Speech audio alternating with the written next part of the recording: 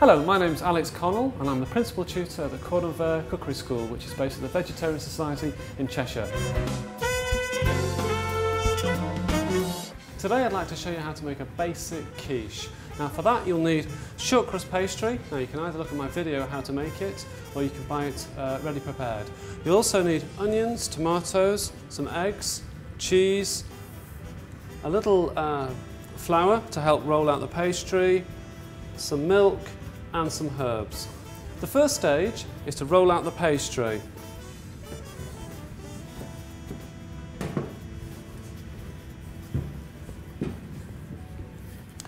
Once your pastry is rolled out, you can place it into your lined flan tin.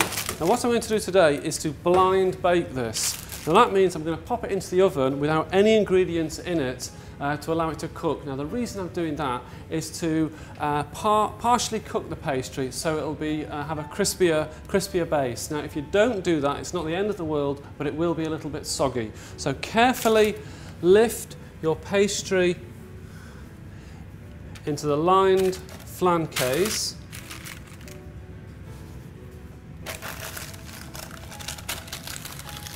And just gently allow it to fall in. Don't be tempted to push it because there'll be a tendency to rip the pastry. Now once I've done that, I'm going to put another layer of parchment paper and then I'm going to put baking beans in. Now you can buy baking beans in most of the supermarkets, you know, the kitchenware section, but you can also use dried pulses that you have in your cupboard, but don't be tempted to use them afterwards because they'll be rock hard, they'll be inedible. So as you can see, the pastry is now lining the pastry case, and I'm going to put another layer of parchment paper onto the top. The reason I'm going to just put that parchment paper on is it makes it easier to lift out the baking beans afterwards. So in they go. Now the reason that we put these in is to support the sides of the pastry. If you don't put that in, the pastry sides will start to collapse. And it also, pastry when you cook it has a tendency to rise up, and this should hold it down in place.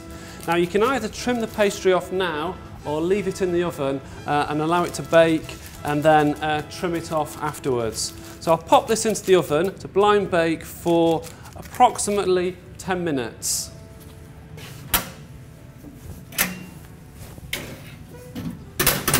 While the pastry is cooking, I'm going to cook the next step. So step 2 is to make the filling, which we have the onions, the eggs, the cheese, the tomato, the milk and some herbs as well.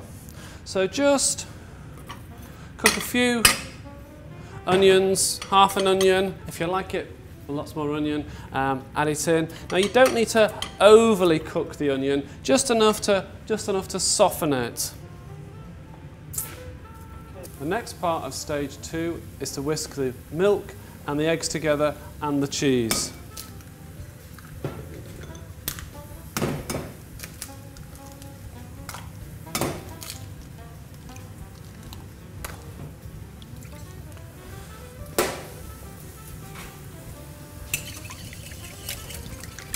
You can add in some herbs at this point and a little bit of the cheese.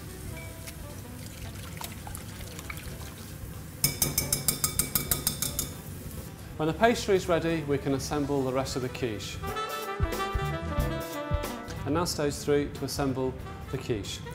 The pastry has been partially cooked and the baking beans have been removed and the edges have been trimmed. So we can add the onion, which we fried.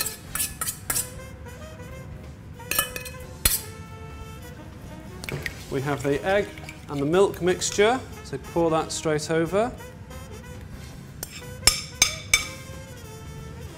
Now when you pour the mixture in, you don't want it to be right up to the top of the pastry, because what will happen is that the quiche will rise up and it will spill over. So do have a small lip with there.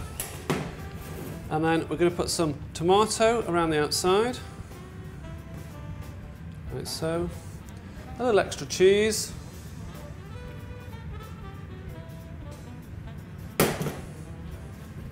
And the rest of our herbs. So we'll pop this back into the oven.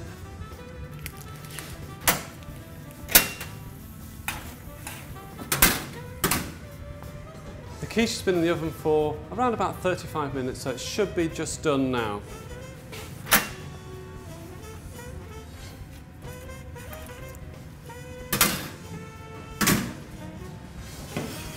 Perfect. You can tell that it's done if you just take your finger and just gently press it. If it gives, it's not done and it needs to go back into the oven. And that's how to make basic quiche.